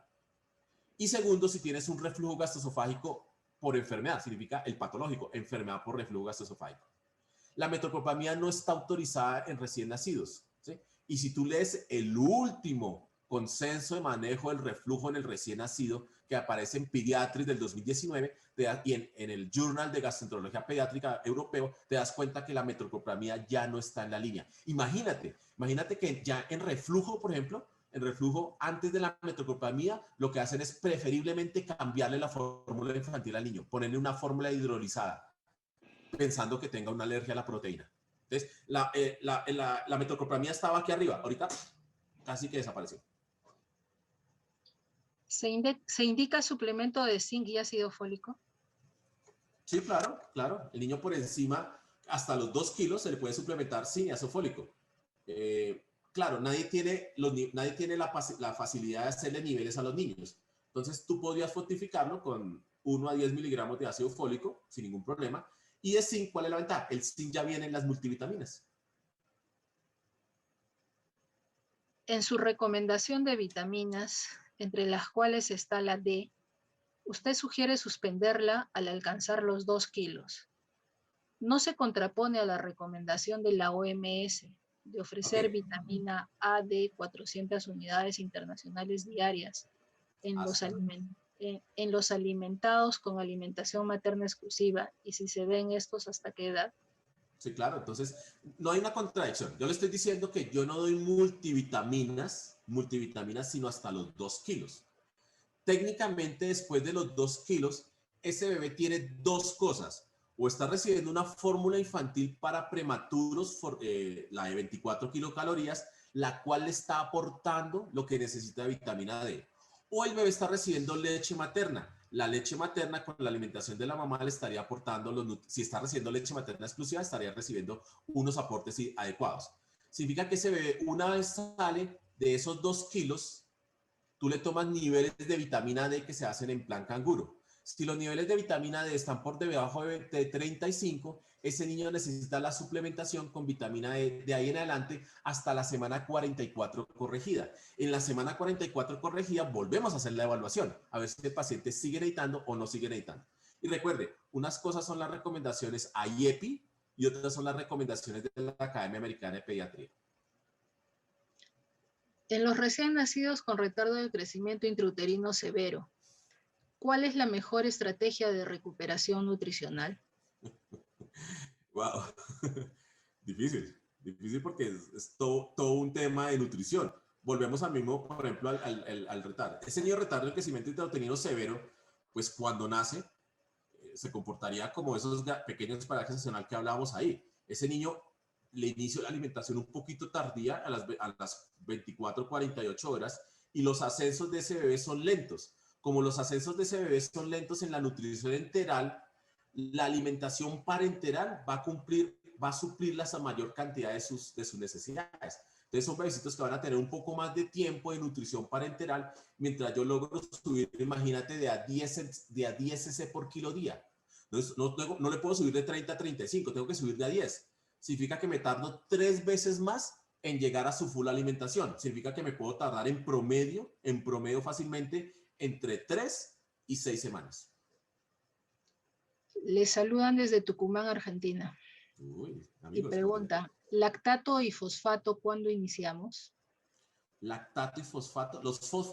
El fosfato lo iniciamos cuando tú en el screening de osteopenia en la prematurez encuentras que tienes niveles bajos de fósforo con alteración de la parotormona. En ese momento inicias fosfatos de forma de reposición oral, en el contexto de enfermedad osteometabólica u osteopenia en la prematurez. Lactato como tal nosotros en Colombia no utilizamos. Y si tú te vas a mirar la literatura a nivel americano, no colocan lactato de forma habitual. Pues lactato como tal, como lactato o bicarbonato, no lo colocan de forma habitual. Ante la falta de fortificadores, ¿cómo podríamos fortificar la leche materna? Wow, esa pregunta está difícil. Difícil porque algunos lo que hacen es toman la leche materna y le adicionan fórmula de prematuros. Eso todavía no tiene evidencia, ¿sí? Porque no es ético, ¿sí? No es ético revolverla, ¿sí? Lo más recomendado en este momento es, si el bebé recibe sus 8 alimentaciones de leche materna, que 3 de esas tomas sean de una fórmula para prematuros, ya sea de 24 o de 26 kilocalorías. Esa ya sería la forma de tú fortificar y seguir recibiendo leche materna. Y de acuerdo a las curvas de crecimiento, sabes si tienes que aumentar el número de tomas de fórmula infantil. Recuerden que no existen protocolos de fortificación en casa. Significa que toda la fortificación se tiene que hacer intrahospitalaria. Hay un artículo de Cork del 2016 que habla americanamente de fortificar en la casa. Entrenar a la mamá para que fortifique su propia leche materna. Pero todavía no cabe en los cerebros eso. Entonces, lo que está haciendo es fortificación dentro del hospital. Entonces, puedes hacerlo fortificando o 3 o más fórmulas infantiles para prematuro, quitándole un poco de espacio a la leche materna. No queremos eso. Si no tenemos banco del... Perdón, siga, doctora. Sí, recuerde que había una tradición vieja de agregarle a la leche materna aceites, ¿sí? Aceite de girasol. Eso, la evidencia demostró que no servía. Si no tenemos banco de leche, tampoco fortificantes de leche materna, solo fórmula de prematuros en polvo 22 kilocalorías. Además de la leche materna, podemos indicar esta fórmula en polvo y multivitamínico más hierro a las 2 semanas para aportar proteínas, grasas y carbohidratos adecuados. Sí, señor. La publicación aparece en Nutries del 2015, el consenso de alimentación en el prematuro. Uso de diuréticos en bebés con displasia broncopulmonar. Este ya es otro tema. Pero ya lo vimos cuando vimos displasia broncopulmonar, no sé. Sí. Hay solo 2 indicaciones para diurético. Niño con displasia broncopulmonar severa y niño que tiene dentro de la displasia broncopulmonar edema pulmonar y o falla cardíaca. Son las 2 indicaciones que hay nada más. Eso aparece en una revista, en una revista argentina de pediatría. Hay una referencia y la otra referencia es en un seminar del 2016. Les saludan desde Bolivia. Y bueno, me parece que es una pregunta repetida ya. ¿Qué probiótico y a partir de qué día iniciaría en prematuros? Entonces, ya sabemos, después de las 48 horas de vida y que tenga la combinación entre Bifidobacterium y Lactobacillus. ¿Se pueden usar fortificantes hasta las 50 semanas de edad gestacional corregida? Claro, y puedes utilizarlo entre comillas más. Si tú ves que a través de la curva de Fenton o a través de la curva Intergrow, el niño está perdiendo percentiles, claro, y está alimentándose solo con leche materna, claro. Claro, el problema es que ese niño está en la casa. ¿Quién le ayuda? ¿Quién entrena a la mamá para fortificar? ¿Sí? A no ser que esté en el hospital. Si está en el hospital, claro, tú tienes todas esas herramientas para ayudar el crecimiento del niño. ¿Qué opina de la leche de transición para prematuros? ¿Qué tiempo luego del alta puede recibir? La fórmula de transición o posalta, la de 22 kilocalorías, depende del protocolo que te he hecho. Hay 2 formas de apreciarlo. Al lado del paciente o lo que dicen los protocolos. ¿Sí? Los protocolos dicen que la fórmula post-descarga de transición de 22 kilocalorías se puede llevar hasta los 6 meses de edad o hasta el año, dice EBSGAR, ¿sí? Aunque ese consenso es un poquito viejito. Ahora, ¿cuál es la versión de pronto al lado del paciente? La versión al lado del paciente es que si yo al paciente le estoy haciendo un seguimiento y veo que a través de las curvas de crecimiento el paciente está subiendo en los percentiles, pues esa fórmula le está dando muchas kilocalorías. Ya no debería recibir fórmula de 22, debería bajarte a una de 20. O viceversa, está con 22 y está perdiendo carriles en los percentiles. Pues tienes que darle una fórmula infantil que tenga más de 22 kilocalorías. Está la de 24. ¿Cuál cree que es la causa de retardo de crecimiento extrauterino hospitalario? Nosotros. Sí, no, nosotros que no tenemos protocolos adecuados. ¿Sí? Pues claro, hay muchos factores, lo que llamamos factores endógenos, que son propios del niño, y factores exógenos, que son propios del ambiente donde está el niño. Recuerda, el niño nace, tú lo pones en ayuno 3 a 5 días, o a veces con nutrición trófica mínima, y después de eso haces avances lentos. Oye, ahí está el retardo del crecimiento extrauterino. Por eso en las anteriores versiones, ustedes veían las tablas de retardo del crecimiento y era muy frecuente que los niños cayeran rápidamente. En este momento, las nuevas guías que les estoy comentando, todo lo que hacen las nuevas guías es dar nutriciones muy agresivas, entre comillas agresivas, es nutrición enteral trófica, rápidamente después avanzar, nutrición parenteral con todos los suplementos. En algún futuro tendremos estudios de lo que estamos haciendo ahorita y vamos a ver cómo el retardo del crecimiento extrauterino lo vamos no a quitar completamente, porque recuerde, hay factores endógenos propios del niño, genéticos, etcétera, pero vamos a tratar de controlarlo un poco más. ¿Hay relación entre aumento rápido de volumen y apertura de ductus en prematuros? Volumen intravascular, sí. Ejemplo, si tú colocas a un prematuro, le pones intravascularmente más de 135 cc por kilo día hacia el día 5 o 7, hay riesgo de que se le abra el ductus de forma endovenosa. Pero si el paciente está recibiendo eso mismo de forma oral, entre comillas, el riesgo de apertura del ductus es mínimo. El ductus se abre, el ductus lo protegemos con la restricción hídrica. Y recuerde que un bebecito en los primeros 3 días de vida, la restricción hídrica es no pasar de 80 cc por kilo día, en los menores de 1250. Si tú no pasas más de 80 cc por kilo día en los primeros 3 días de vida, hay una protección en la reducción de ductus y enterocolitis. Si le damos 200 cc por kilo día, al fortificar con este volumen, ¿no nos pasamos en cuanto a lo que es kilocalorías y osmolaridad? Claro, claro. Entonces, yo le estoy diciendo, yo no le voy a dar a todos los niños de aquí en adelante 200 cc por kilo día. Para eso está la curva de crecimiento. Si el bebé con 150 crece bien y no me pide más, ¿para qué? Pero si el bebecito está con 150, no crece bien y tú le subes la alimentación y la acepta, podría subirte hasta 200. Ahora digamos que el bebé está con 150, come bien, ¿sí? Pero cuando le aumentan la comida no la tolera. Significa que te tienes que quedar con el volumen bajo. ¿Qué le haces a ese volumen bajo? Lo fortificas con el fortificador. Yo le estoy diciendo esa es la estrategia de acuerdo a la cabeza del bebé. Recuerden que no son determinaciones de recetas de cocina, son evaluaciones al lado del bebé. Por eso la nutrición muchas veces se falla, porque se esperan 7 a 10 días para mirar una nueva conducta. No, el bebé crece y tiene que crecer día a día. Recuerden que el bebecito crece de 15 a 19 gramos por kilo día. Eso es lo que tiene que engordar. Y si es un niño más grande de 32 semanas, tiene que engordar 15, pero tiene que engordar, entre comillas, hasta 20 gramos por kilo día. En caso de no tener fortificantes, se puede trabajar con la leche para obtener leche hipercalórica y de esa manera no manipular la leche poniendo en riesgo de contaminación. ¿Cómo podrías manipular la La verdad leche no, ¿Cómo podrías manipular la leche y no tener riesgo de manipularla? No, ¿cierto? No me suena. De pronto la respuesta es sí, tú puedes, no hay consenso, no hay una guía que te diga cómo a la leche materna le agrego fórmula infantil de prematuros y qué tanto la fortifico. No hay una guía, ¿sí?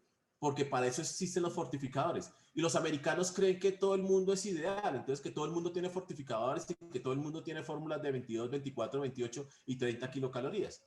Entonces, yo no les puedo dar una referencia de qué hago con la leche materna y cómo la fortifico adicionándole fórmula infantil para prematuros.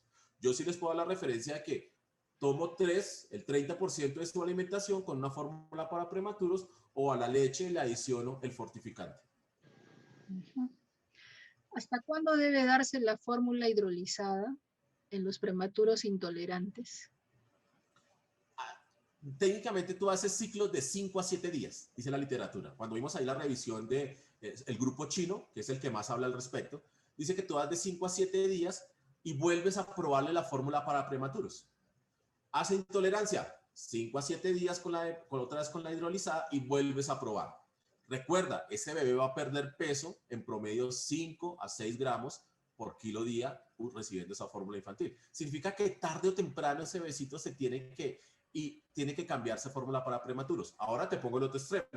Doctor, es que ya lleva mucho tiempo y no le hemos podido quitar la fórmula hidrolizada porque hace intolerancia. Oye, investígalo. El niño puede tener una malformación a nivel intestinal o una disminución del peristaltismo, puede tener alguna alteración y no se la hemos investigado. Claro. Le envían un mensaje desde México, doctor. Extraordinaria ponencia. México, bien. Desde México le siguen sus conferencias por muchos de sus fans. Amigos, qué chévere. Algún día volveremos por allá a México. Guate. Vamos a ver.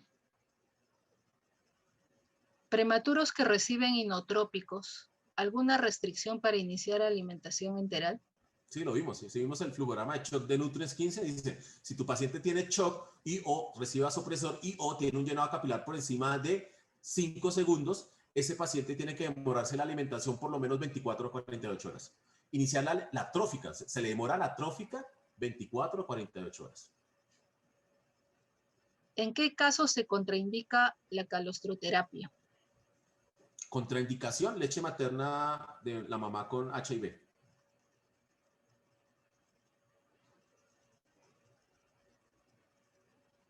¿Un valor de lactato contraindica la vía enteral?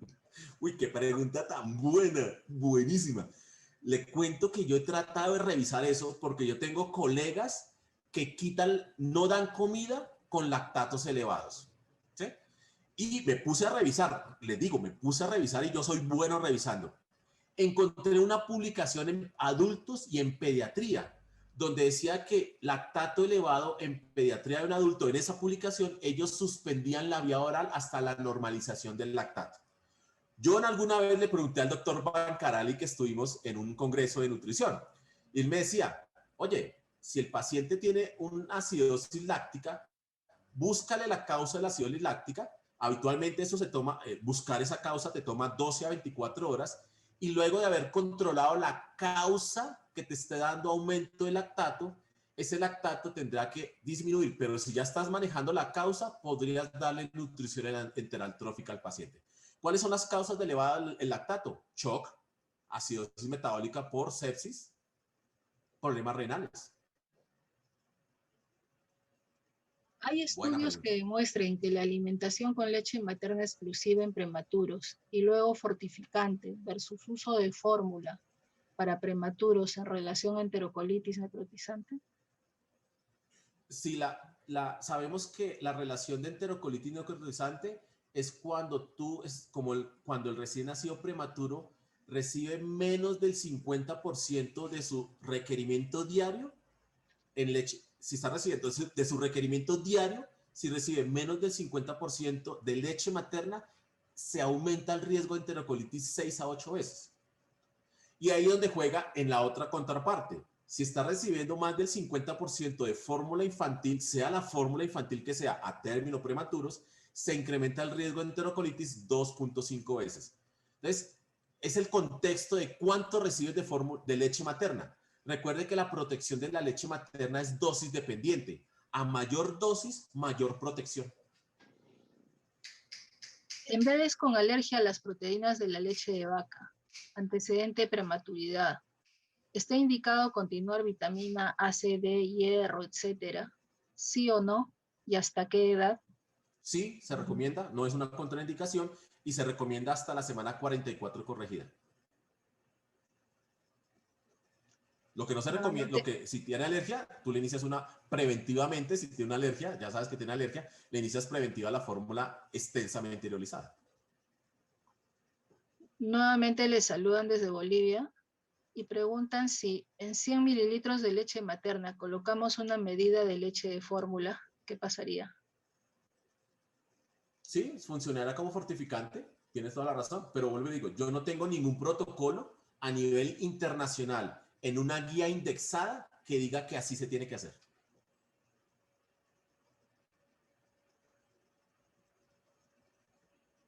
Doctor, le saludan desde Arequipa y le agradecen por la ponencia. Allá se come delicioso. Y hablan diferencias entre fortificante leche humana versus fortificante estándar. Ok, el estándar es el de origen bovino, ¿sí? Entonces teníamos origen bovino y era el polvito de siempre. Nivel de evidencia, bueno. Después le salió a ese de origen bovino, le salió el líquido, no en polvo, sino en líquido. Algunas publicaciones demostraron que era poco mejor en algunos resultados de peso y talla y perímetro cefálico, pero no hay un Cochrane que te diga que sí realmente tiene ese beneficio. Y luego dijeron, oye, ¿por qué en lugar de estar fortificando con productos de origen bovino, ¿por qué no más bien fortificamos con productos de origen humano? Entonces ya existen los fortificadores de leche de origen humano. Cuando tú ves la revisión Cochrane, no ha demostrado ser superiores con intervalos de confianza superiores a los fortificadores estándar. Le saludan también desde Ecuador, doctor, y preguntan hasta qué tiempo utilizar sonda transpilórica. Wow, la sonda transpilórica tienes que quitarla lo más pronto posible. Una vez superas el reflujo gastroesofágico severo, el trastorno de deglución severo o el síndrome de intestino corto, una vez entre comillas superas esto, deberías suspender y retirar la sonda transpilórica.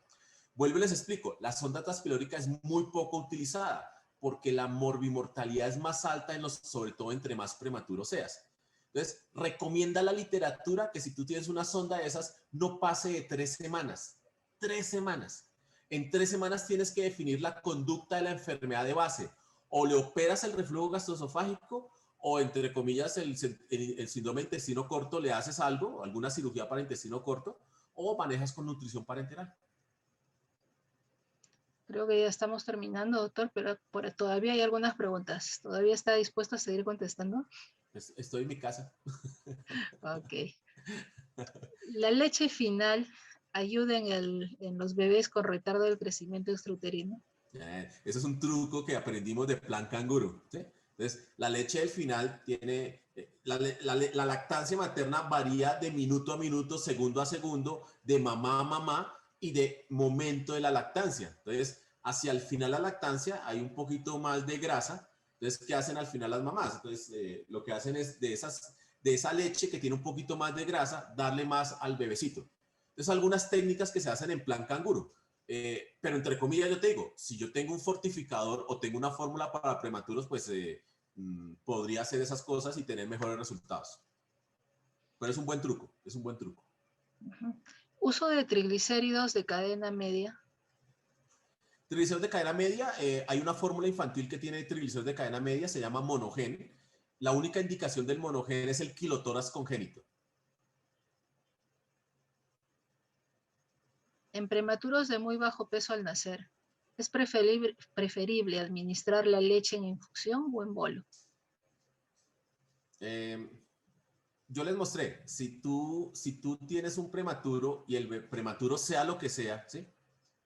Tiene algo de madurez y tiene su tracto gastrointestinal funcionando y su examen abdominal es normal, podría recibir los bolos por gabaje fácilmente. Si ese bebecito empieza a tener síntomas de intolerancia a la vía oral o hacer reflujo, así sea un reflujo leve, le tocaría intermitente, entre 30 minutos y 2 horas. Ahí depende del bebé, ¿sí me entiendes? Acá hay un comentario de la licenciada en nutrición Zulema León, de Lima, Perú, donde comenta que si no se tiene fortificantes, se trabaja con la madre para extraer la leche final, la que nos aporta más calorías. Sí, claro, es un buen truco, les digo, es un buen truco. Y eso lo hacen en planes canguros y en sitios donde tenemos asesoría de lactancia materna. No todos los hospitales tienen una asesora en lactancia materna, les digo. Prematuro de 30 semanas. No ha realizado deposición en 7 días. En sus primeros 7 días, dice, y presenta vómitos con la nutrición enteral mínima. ¿Se puede utilizar enema de suero fisiológico? Primero investigale si no está obstruido. Recuerda, los enemas de solución salina con glicerina es en un niño que tú ya descartaste trastornos de la obstrucción. ¿Sí? El niño puede tener un Hirschsprung, ¿sí? Puede tener una atresia, puede tener una membrana duodenal, y ese niño, así le hagan los enemas que sea, nunca va a ser popó. ¿Sí? Entonces, primero descartas que tenga una obstrucción o una pseudoobstrucción. Ya si el paciente está estable, descartada esas malformaciones, tiene la opción de colocarle glicerina. Y recuerda, la glicerina, el enema con glicerina puede ser a cualquier 30 semanas, 28 semanas, 40 semanas, porque lo que cambia es el volumen. Entonces, un bebé de 1 kilo, pues le das 10 centímetros, sería 10 cc. Y un niño de 3 kilos, pues le toca 30 centímetros de enema. Les saludan desde Lima, evidentemente. Julia Cachimbote, Ancash. Felicitan su ponencia, doctor. Y acá hay otra Gracias. pregunta. Gracias por estar En un neonato con displasia broncopulmonar, que no aumenta peso a pesar del uso de triglicéridos de cadena media y leche de 24 kilocalorías, recomienda el uso de carbohidratos como la maltodextrina para aumentar el aporte calórico. Saludos Entonces, desde Ecuador. ahí tú te lo juegas con lo que quieres hacer. Si tú te das cuenta que el niño nutricionalmente está muy bien en proteínas y en grasas, porque tienes triglicéridos normales, albúmina normal y proteínas totales normales, significa que ese besito de pronto no necesita una fórmula de 26, 28, 30 que le esté aportando más proteína. Entonces sí estaría de acuerdo en que solamente necesita más calorías. Si solamente necesita calorías, lo que tú puedes hacer es dar un módulo calórico. El módulo calórico que existe en el mercado son módulos a partir de maltodextrinas. En Colombia lo fabrica Nestlé y se llama Nezúcar. No sé cómo se llama en el resto del mundo. Yo podría utilizar ese módulo calórico para hacerle el cuadre de kilocalorías kilo día que necesita el paciente, de más, porque necesita hasta un 20-25% de más, y darle la nutrición que necesita. O la otra, tú le das fórmula infantil para de 24, le pasas a 26 kilocalorías, y si el paciente empieza a tener retención hídrica, manejarías algo de diurético, que es algún truco que hacen en algunos sitios. ¿Usted monitorea el boom en las primeras semanas de vida en pacientes que reciben nutrición parenteral total, que contiene niveles de proteínas cercanos a 4 gramos por kilo en menores de 1 kilo? Debe ser, porque dice menores de 1 kilito. Sí, si se leen el consenso, el que les mostré de EBSGAN del mes pasado, de niño crítico, si se leen las guías de nutrición parenteral del 2018 en el prematuro y en el niño a término, se dan cuenta que necesitamos monitorización de una serie de laboratorios y de entre esos laboratorios está el boom. Ahora, si tú me preguntas científicamente, la evidencia, uno con qué podría medir mejor la proteína que está recibiendo. Tradicionalmente se mide con el boom. Entonces uno sabe que tiene los cortes de 8 o 15 para determinar que estés recibiendo mucha proteína o te estés quedando en la proteína. ¿Qué hacen publicaciones que son más específicas? Lo miden a través del amonio. Entonces hay cortes de amonio y de acuerdo al corte de amonio tú modificas la proteína del paciente. Un nivel más avanzado. Bueno, doctor, creo que hemos terminado con todas las preguntas. Doctora Sonia. Agradecerle nuevamente, ha sido un round bastante grande de más de 100 preguntas, me parece. Sí, wow, me dieron duro. Doctor Héctor, doctora Sonia, buenas noches. Sí, José. Hay una pregunta del doctor Orlando Jordán de Santa Cruz, Bolivia, que deseo sea atendida, si es posible, doctor Héctor. ¿Vale? El doctor Jordán pregunta si screening para osteopenia del prematuro, ¿en qué día de vida lo recomienda? Sigue la recomendación durante la tercera semana. Muchas gracias por su excelente disertación. Ok, entonces les hago la referencia. La publicación aparece en Archives of Disease of Childhood, ADC, de edición fetal del 2019. Entonces, en esa edición te dice que depende del bebecito. Habitualmente el screening se hace entre la segunda y tercera semana de vida. Segunda o tercera semana de vida. Pero si el paciente tiene muchos factores de riesgo, el screening tendría que hacerse entre la primera y la segunda semana de vida. Muchos factores de riesgo están ahí enombrados. Entonces, el prematuro muy extremo por debajo de 28 semanas, menor de 1500, que el paciente ya tenga, entre comillas, en ese momento tenga signos de displasia broncopulmonar, haya recibido medicamentos para la displasia broncopulmonar, esté con nutrición parenteral, le hayan quitado la nutrición enteral por mucho tiempo, haya recibido prolongadamente corticoides, diuréticos, antiácidos o ranitidina. Ese niño, si se dan cuenta, es muy poco probable. Ese niño debería hacerse screening de acuerdo a ellos entre la primera y la segunda semana. En el resto de niños se hace el screening entre la segunda y la tercera semana de vida. El screening que ellos plantean es tomar fósforo, calcio y fosfatasa alcalina. Y de acuerdo si ese screening sale patológico, la segunda fase inmediata es tomar paratormona y vitamina D.